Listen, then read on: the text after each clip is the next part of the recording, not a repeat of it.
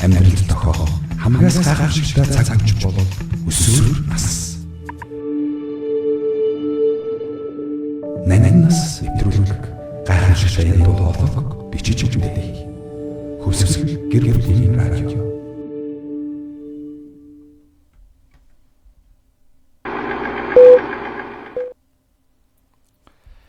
Сонсогч үзэгч танд энэ өдрийн мэндийг хүргэе.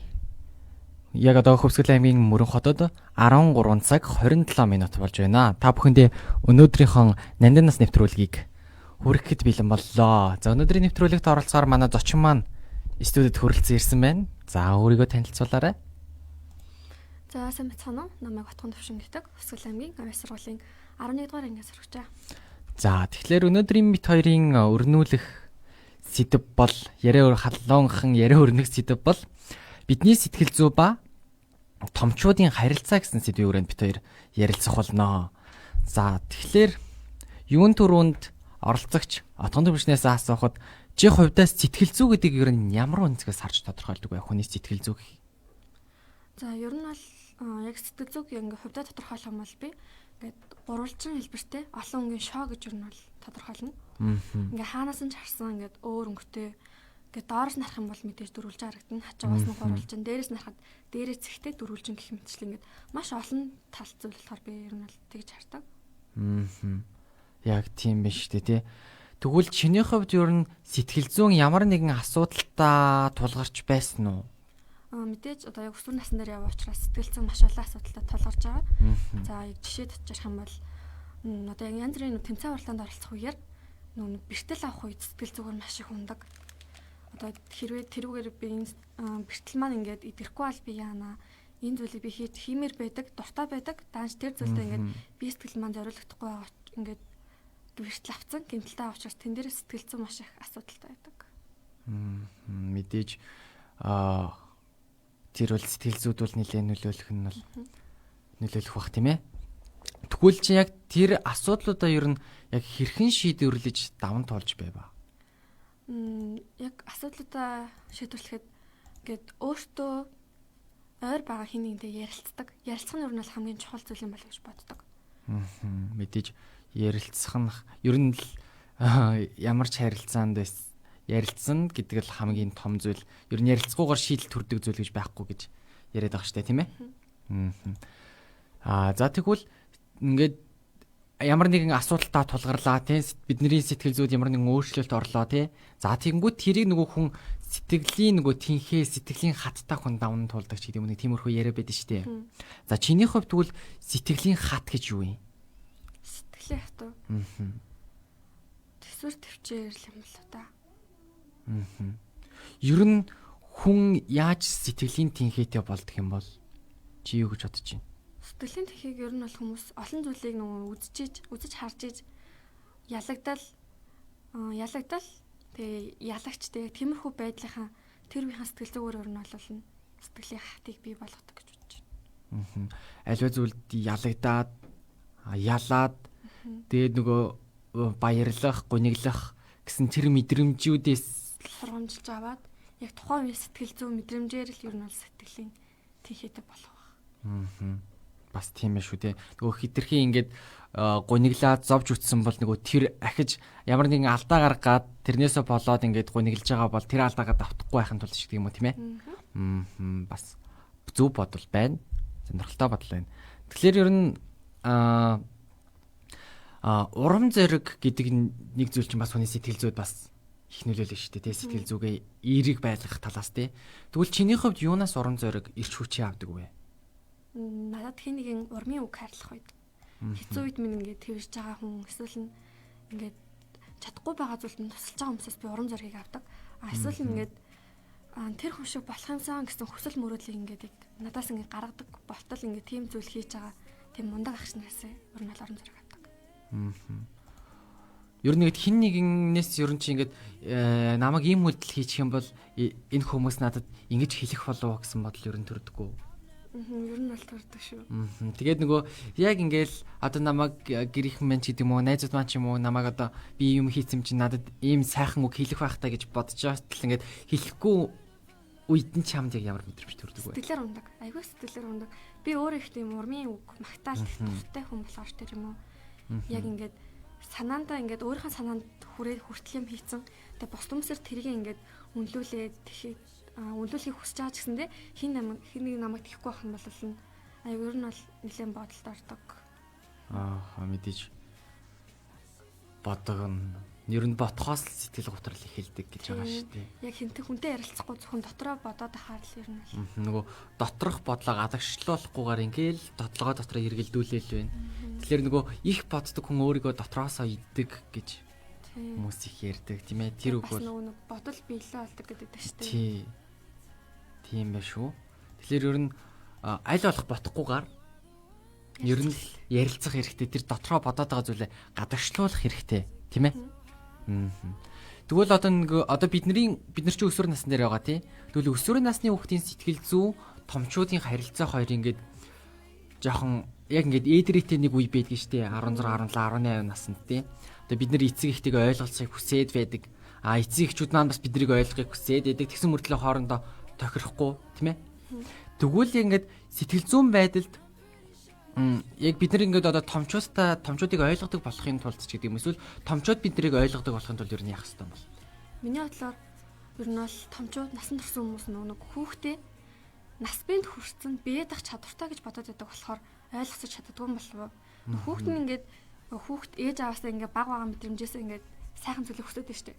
Тэнгүүт ингээд ээж аав нь хүүхдээ бие датсан, том болсон гэж бодоод нэг анхаарал тавихгүй байх ч юм уу. Тийм үед бол нон ойлголцох байдаг байх. Тэгээ нөгөө нэг яг ноны ялгаа шүү дээ. Бидний эцэг эхчнүүд дээр үедээ нөгөө нэг ингээл ээж авах үгээр байгаад ирсэн. Тэрийг бол ингээд одоо болохоор нөгөө нэг тэр үеийн бас нэг хэрэгцээ чинь одоогийн шинэ ингээл цахим орчин янз бүрийн зүйлээр нэг их байхгүй. Одоо болохоор ингээл хэрэгцээ улам нэмэгдсэн учраас хүүхдүүдийн бас нөгөө нэг хүмүүж их ээж автаа харилцах хандлага нь өөр болоод тэгээ хоорондын нөө багтаа өссөн хандлага нь өөр болохоор тэгээд зөрчилдөд байдаг болоо гэж боддтой. Бас тийм биж болох юм. Тэгээ үе хоорондын ялгаа гэж зүйл байгаа шүү дээ тий. Тэгэх юм бол тэгвэл томчууд хүүхдүүдтэйгээ харилцах та тийм ээ. Яг юун дээр анхааруул зохистой юм бол? Ер нь бол хүүхдээ ингээд баг болчор байгаа үеэр нь ингээл бодоол ингээ хүүхдээ яг хайрлахын хувьд ч баг болчор байгаа ер нь хайрлал харин нөгөө нэг хэрэгцээгийнх нь үеэр болохоор зөвхөн материалын зүйлсээр хангах биш. Ингээд урам зориг хайрлах тийм зүйлсээр нь бол эцэг эхчүүд хүүхдүүдэд гарах хэрэгтэй. Аль болох хүүхдүүдтэйгээ ингээд ойлголцох, хүүхдүүдийн дотор нь юу боддог, тэрийг гадагшлуулж ярилцах цаг гаргах хэрэгтэй. Хүүхдтэй зориулт цаг гаргах тий. Нөгөө эцэг эхчүүдийн хувьд нөгөө цаг гаргах гэдэг дээр нь ер нь ингээд нэлээ дутагдaltaй алдаатай зүйлүүд байдаг бах гэж ажиглаад байдсан шүү дээ. Нөгөө нэг ингээд байдаг шүү дээ. Эцэг эхчүүд хүүхдүүдэд цаг гаргаж байгаа гэл өглөө сайхан амарсан уу? Зүгээр хальт тааралцснаа тэрийг ингээд хүүхдэд цаг гаргаж ингэж ойлгоод байдаг. Тэгэхээр ер нь бол ярилцах, цаг гаргах нь хамгийн чухал. Ер нь бол ярилцах, цаг гаргах хамгийн чухал. Тэгвэл харин эсэргээр хүүхдүүд бид нар томчуудтай тийм ээ эцэг эхтэйгээ харьцаж юун дээр анхааруул зохистой болоо. Одоо бид нар чи хүүхд байгаа учраас нэг тийм олон зүйл санаа зовхгүй байгаа шүү дээ. Хичээл, найзууд тэг ингээл хайр дурлал үерхэл гээл тийм хүзээсээ санаа зовж байгаа. Эцэг эхчүүд болохоор бидрийг яаж өсөхгүй те бидний дүүг ах эгчийг яаж өсгөж байгаа вэ? Тэгээ цаана ажилтай гэр бүлээ гэн маш олон зүйл санаа зовдөг болохоор нөө төдийлөн бидрийг бас нэг яг ингээд 100% ингээ харах өнцгөрөө харахгүйгээр нэг 50% нь ч юм уу ингээд харж яж болно. Тийм болохоор эцэг эхээ нэг илүү олон зүйл санаа зовж байгааг ойлгоод өөрийгөө сайн тайлбарлах хэрэгтэй, ойлгуулах хэрэгтэй. Тэгэхгүй болохоор ээж авч нөгөө нэг мэдээж мэрэгэн хүн тийм хүн биш учраас шууд хараад миний хүүхд ийм байна гэж мэдэх боломжтой учраас. Мэдээж бас өөрсдийнхөө ингээд эцэг их хоёр маань ингээд намайг надтай ингээд ярилцаасаа намайг ойлгосоо надад урмын үг хэлээсэй гэд байхаас илүү яг өөрийнхөө дотор юу бодож байгаа тэрийг ингээд эцэг ихтэй шууд ингээд аль болох хэлжсэн зүгээр байна гэж бас тийм байх шүү тий.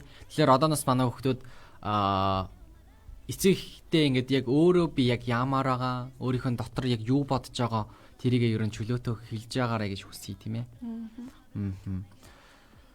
Хүүхдүүд бид нар тэрийн сэтгэл зүй ер нь ямар байвал зүгээр юм болоо. Бид нар ингээд сэтгэл зүйгээ яг ямар хуу төвшин байлгуул зохистой зөв байх бол одоо ер нь сэтгэл зүй их докторгүй байдаг шүү дээ хүүхдүүд. ялангуяа өсвөр насны хүмүүс сэтгэл зүйн хувьд аюул докторгүй. Тийм болохоор сэтгэл зүйгээ одоо ингээд яг тухайн цаг мөчид мэдрэмжтэй ингээд хит хөөх гэдэг нь тэрийгэ жоохон дарддаг ч юм уу те. Ер нь бол жоохон тайван байхад өөр нь бол илүүдүүлэхгүй дутуулахгүй яг тайван байвал нь л зүгээр байх. Ер нь ингээд сэтгэл хөдлөлөө хянаж сурах нь хамгийн чухал гэж үзэж штэ тий. Өөрийгөө удирдах хэрэгтэй. Өөрийн ухамсартай байгаад. Энэ сэтгэл хөдлөлөөс болоод хүмүүс бас нийлийн асуудалд ордог байх тийм ээ. Ялангуяа манай үе хүүхдүүд. Сэтгэл хөдлөлөөр ямар нэгэн асуудлыг шийдчихэд гэдэг тийм. Мэржил сонгохдоо хүртэл сэтгэл хөдлөлөөр шийдчихдэг гарууд бас нэлийн ажиглагдаал байгаа. Нөгөө нэг гой харагдан гот нь яа ямар гой хувцастай юм бэ гэж чинь нэг цагдаач нь тэгээд байдаг шүү дээ. Гой хувцастай болохоор нэмч очлоо цагдаа боллоо гэл. Тэгээд бас нөгөө найзуудаа дагаа сэтгэл нэг хөдлөнөө манай үеийн чинь. Тэгэл найзуудаа дагаад ч дуурайна. Тэгэхээр ер нь аль болох сэтгэл хөдлөлтөө биш өөрийнхөө бодол үзэл бодол ер нь нөгөө юу гэж нэг гэдэг үлээ тий. Бодол үзэл бодол юундаа байлээ? Тустай тустай хийдэг зүйл. Тийм хийдэг зүйлээс нэг амар гоё үг бид шүү дээ. Ганцхан үг тэрийг мартчих юм ямар тийм нэг би. Өөрийнхөө сэтгэл хөдлөлтөө биш юундаа байлээ? Бодит байдал тулгуурлан бодит байдал тулгуурлан шийдвэр гаргаж агаарай гэж хүсье тийм ээ. Тийм яг хурсан дээрээ буугаад тий. Чи ингээд өөрийнхөө сэтгэл зүг хэрвээ ингээд чамд амар тийм гонигтай үйл явдал тохиолдлоо гэж бодоход чи сэтгэл зүгээ ер нь хэрхэн тогтвортой байлгадаг бай. Гонигтай үед би бол нь за яг тэр гонигтай байлаасаа гарахын тулд би хамгийн түрүүнд айгүй их дуу сонсдог ер нь бол. Дуу сонсдог. Тэг ингээд нэг эхлээд өөртөө заримдаа ингээд ярьдаг. Ингээд хин нэг ингээд сонсох хүн байхгүй бол те. Ярилцсан байхгүй юм бол өөртөө талент хараад ярьдаг ч юм уу те. Тэгээд яг тиймэрхүү зүйлсээс ер нь бол сэтгэл зүйн ер нь авч хардаг. Ер нь дуу сонсож хүнтэй өөртөө ярилцсанаар ер нь чамд ингээд ямар зүйлс гарч ирдэг вэ? Эерэг зүйлс гэх юм. За эерэг зүйлс за дуу сонсно гэвэл мэдээж сонсголтой болно. Тэгээд өөртөө харилцсан бол нэг би хинбэ гэдгийг ойлгоно. Өөртөө харилцаад байх юм бол одоо ингэ сэтгэл зүйн ингэ талаас өөртөө харилцсан шүү дээ. Тэмүүтээ би хинбэ гэдгээ хараад тэрнээс гадна одоо нэг мэрэгжил сонголт гэдэг байгаа шүү дээ. Тиймэрхүү зүйлсээр ер нь бол би өөрөө юу чадчихээн, юунд дуртай байна, юунд сэтгэл ханамжтай байна гэдгийг ер нь бол ойлгодог. Тиймэрхүү давуу талуудтай. Тэгвэл ингээд нөгөө хитрхийс сэтгэл хөөрсөн ч юм уу сэтгэл хөдөлсөн нэг тийм огшсон үе үүдэн шүү дээ тийм. Тэр үед ер нь өөрийгөө яаж өөрийнхөө сэтгэл зүг ингээд хэвийн төвшөнд наваачдаг вэ? Ямар үйлдэл хийдэг вэ? Яа нэг юм үг гэдэг штеп. Уулын оргил дээр гараад тэр нь за амжилтууд матсангууд ингээд уулын оргил дээр гарна штеп. Тэгээ ингээд эргээд харангуут тэр бүх зүйл нь дов толгот болсон байдаг гэдэг. Яг тэр шиг би хэрвээ яг одоо тэр зүйлийг чадчихаа ч гэсэндээ тэрийгэ дахиад уламж цаашлуулахгүй байх юм болвол нь өндөрт гарч байгаа газар унах юм бол илүү хүчтэй өвдөн гэдэг шиг. Ер нь бол яг тиймэрхүү үедэд би энэ зүйлийг чадж байгаа гэсэндээ надаас олон өөр чадж байгаа зөндөө байгаа. Би энэ зүйлийг чадлаа гэд ингээд өнгөрч болохгүй. Дахиад цааш нь улам илүү хичээх хэрэгтэй гэж ер нь бол тухайн үеийн сэтгэл зүг өөрийнхөө хит хөөрлийг бол тэгж дардаг. Ер нь өөрийнхөө сэтгэл зүг ингээд удирдах чиглүүлээс сурчсан гэж хэлж болох уу? Ер нь бол тийм. Ер нь сэтгэл зүгөө удирдах хэр хүнд санагддаг вэ? Би эхлээд сэтгэл зүй өөрийгөө удирдаана гэж боддгоо байсан байхгүй юу. Тэгээ нөгөө нэг ярилцах хүн тийм их байдаггүй болохоор тэр юм эсвэл нөгөө хүнтэй нэг ярилцаад байж гэж боддгоо болохоор тэр юм өөртөө ярилцдаг болцсон байлээ. Болсон. Тийм болохоор ч тэр юм яг өөрийгөө ингээ удирдах сурцсан. Яг хаана ямар байхаа хинтээ юу ярихаа ер нь бол мэддэг. Ер нь сэтгэл зүйн байдал хүний ажил амьдрал сурлага ер нь хэрхэн нөлөөлөх бол чиний бодлоор юу гэж бодож байна? Ер нь бол хамгийн их нөлөөлнө. Нөгөө хүн чинь ажил нөгөө сэтгэлийн амтан гэж ярьдаг шүү дээ. Сэтгэл нь ингээд хямарсан эсвэл нь хэд баяр хүртэй хам бол одоо амар баяр хүртэй ажил хийхэд тэр ажил нь аягүй сайн бүтдэг ш тэ. Тэр шиг нөгөө хүн сэтгэлийн амтан гээл яг тэйжлүүд одоо нэлийн нөлөөлөл шүү. Тэгвэл ингээд одоо сэтгэл зүйн ямар нэгэн асуудалтай ч юм уу тий ингээд гуниглаа сууж байгаа нэг тийм сэтгэл зүй ямар нэгэн асуудалтай сэтгэл зүйн тогтворгүй байгаа хүүхдүүдэд ер нь чи өөрийнхөө зүгээс яг юу гэж зөвлөмөр вэ? цаг хугацаа гэж байгаа. Бид нар цаг хугацаа гэж нь бол байгаа. Бид нар дөнгөжтэй одоо л амьдралд гарах чинь. Тийм болохоор сэтгэл зүйн ингээд яг одоогийнхоо мэдрэмжинд ингээд тулгуурлаа сэтгэл зүгээ ингээд дагаад цаашдынхаа ирээдүг бодохгүйгээр тэгж ер нь бол байж болохгүй. Цаг хугацаа ер нь бол байгаа бид нарт. Цаг хугацаа бүгдийг нь харуулна, тийм ээ? Цаг хугацаа бүгдийг харуулна. Өнөөдөр чиний өдөр биш байсан ч гэсэн хизээ нэг өдөр чиний өдөр ирнэ. Тэр болтол төвчээртэй шүд 100-аад урагшилж яхад л хамгийн зөв зам. Тийм ээ? Яг зөв. Чи ер нь ингээд амьдралдаа ямар зарчмыг баримталж явдаг вэ? Ер нь. Амьдралдаа үнэн байх хэрэгтэй л гэж боддог. Ер нь бол. Үнэн байхад л ер нь болно доо гэж бодож байдаг шүү дээ. Яагаад? Ер нь үнэн чи их гоё шүү дээ. Ерөөсө хэний ч өмнө хутлаа байхгүйгээр. Тэгээд үнэн байхаар нэг ядчил те миний найз нөхөд би үнэн байх юм бол надад үнэн ч найзууд л үлдээ шүү дээ юм сте. Чи ихэр үнэнч байна. Чамайг тойрон хүрээлэгчид төдий чиний үнэн байна. Гэсэн үг санаанд орж ирж штэ. Ирээдүйн мэргэжлээ сонгосноо? Арай сонгож амжааг байгаа. Яг би хинбэ гэдэг дээрээ л явж байгаа одоо. Одоо яг би хинбэ, ямар хүн бэ гэдэг зүйл дээр. Яг ярилцаал энэ өртгөө. Ааха. Дотор хүн юу гэж ах юм? Тэгэл дуртай мэхгүй идэл хэмжээ. Яг ингээд дуртай хобби чөлөө цагаараа юу хийдэг вэ? Хобби хэм бол би ер нь бол хөгжим сонсож бүжиглэх дуртай. Чөлөөт цагаараа гэх юм бол сошиал орчноос ингээд бүжгэмжлэг их үздэг. Ер нь бол тийм entertainment тал руугаа их сонирхолтой би. Тэгээд ингээд мэрэгчлээ сонгоё гэдээ яг entertainment тал руугаа гэхээр өнөөгийн яг миний мэрэгжлийн дуртай мэрэгжлийн хэрэгцээ ямар байгаа вэ те? Яг судалгаа хийгээд тэг ингээд тэр зүйлсээ ингээ хоорондоо харьцуулж мэрэгчлээ сонгоё гэж бодож байгаа. Зөв.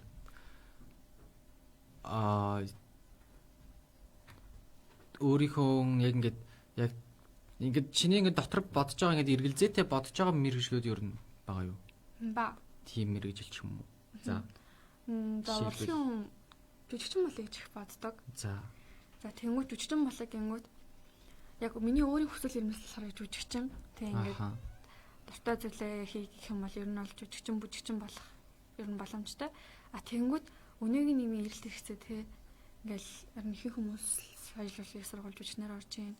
Тэгээд тухайн сургуулийн төлбөр маань ямар байгаа л те ер нь бол тийм хүсэлцийг анзаараад тэгээд одоо ингээ эрэлтийн мэрэгчлгээд одоо ингээд оролцсон байгаа шүү дээ. Тий. Тэрнээс ингээ харахаараа ингээд яг миний мэрэгчл байх гэдэг байхгүй. Тэгээд тэндээс харангуут ингээ миний өөр бусад давуу талуудтай нийлж байгаа юу байна те. Тэр зүйлсийг хараад маркетинг менежер гэх мэтлэр нь бол бодож байгаа. Мэдээж яг одоо бид нар яг өөрийнхөө дуртай, өөрийнхөө сонирхолтой зүйлд бид нөгөө илүү их амжилт гаргана, илүү үр дүнд хүрнэ. Тийм болохоор ерөөхдөө хин нэгний дарамт шахалт зөвлөгөөгөөр биш яг ингээд өөрөө өөртөөгөө ярилцж хагаад өөрөө гаргасан шийдвэр бол чамайг ямар нэгэн зүйлд хүргэнэ гэдэгт бол итгэлтэй байна. Эрэлттэй мэргэжлийн хувьд бол Монгол улсад илүүдэл мэргэжлүүд бол зөндөө байгаа шүү дээ. Нягтлангаас ахуулаад илүүдэл мэргэжлүүд байна. Маркетингийн менежерийн хувьд бол Монгол улсын хэмжээнд бол эрэлттэй байгаа. Маркетингийн менежер, мөн дээрэс нь төслийн менежер гэдэг хоёр юм. Төслийн менежер гэдэг шинэ нэр томьёо гэх юм уу? Маш их эрэлттэй байгаа энэ мэргэжлүүд. Тэгэхээр чиний хувьд бол ингээд дангац сэтгэл зүйн юунд тулгуурлаад мэргэжлээс сонгож яг өөрөө юу бодож чиний хүсэл сонирхол чинь яг юу байна гэдэг зүйл дээрээ ингээд өөртөө одоо бол ярилцаал явж байгаа гэсэн үг юм шүү дээ тийм. Тийм байна. За тэгвэл одоо чи тэгвэл яг мэргэжлээс сонгож чадахгүй байгаа дүүнер таханд яг юу гэж зөвлөх үү? Өөрийнхөө зүгээс.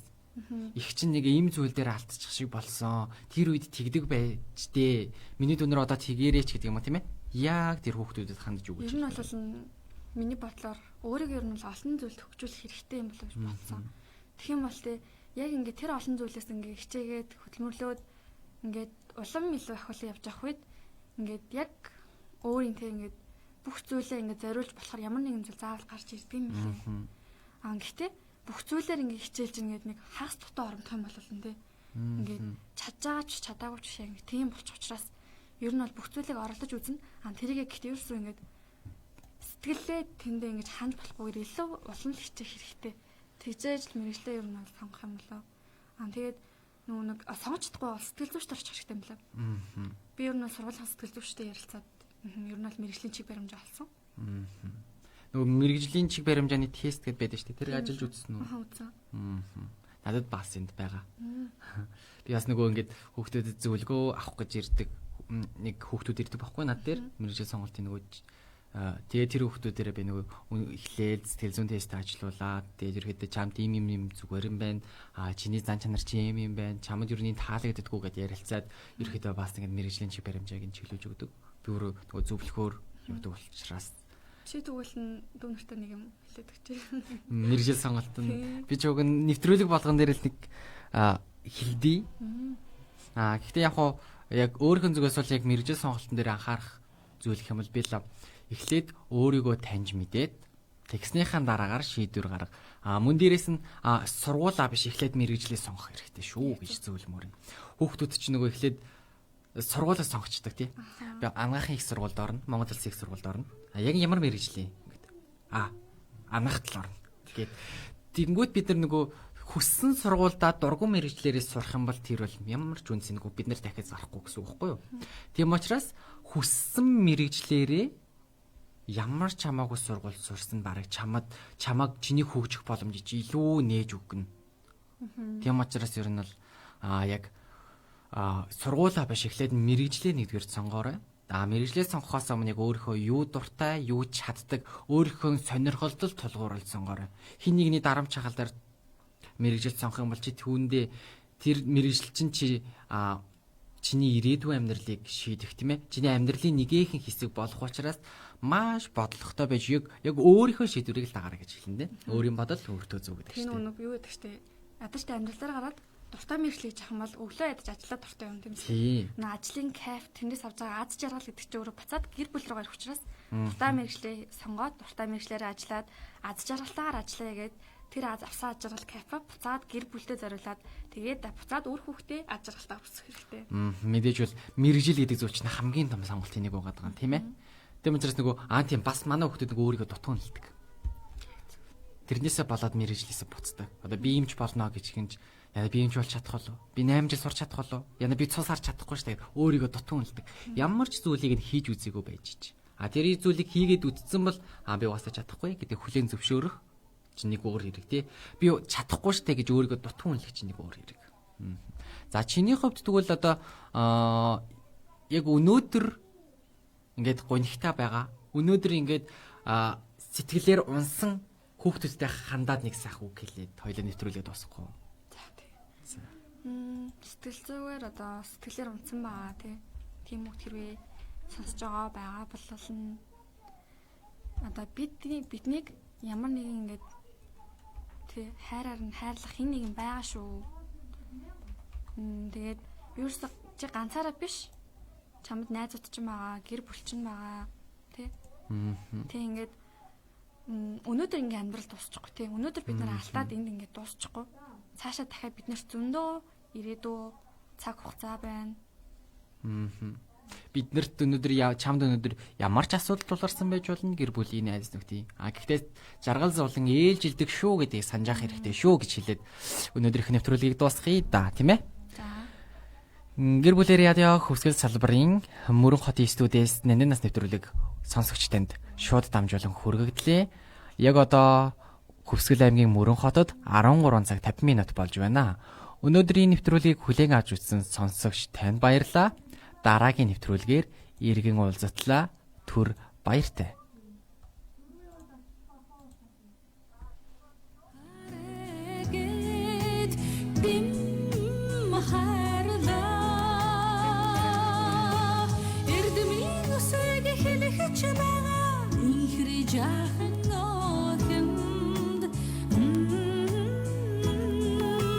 Эрдэм